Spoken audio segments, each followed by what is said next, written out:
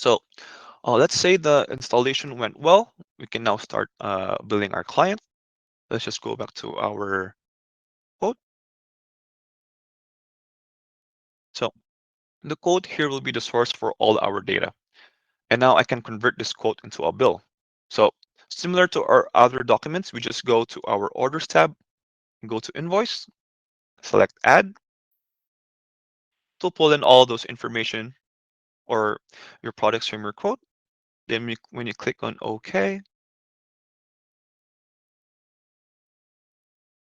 here, and then just make any edits to your invoice, add any necessary information, and then when you click on save, I already now have this professional looking invoice. You can also customize how you want your invoice to be displayed or even change the template.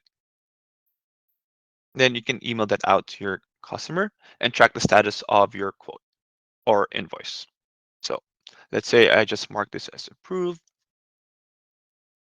Then we can go back to our project. If we go back to our project summary, you can see that we've now been filling up this area with, let's say, our quotes, our purchase order, and our work orders. And let's say we can move this to a one stage because we're already done with this project. We can just select this stage. Let me say that this project is already one. Thanks for watching this demo. We hope you've learned a lot about how to get the most out of MeasureSquare CRM.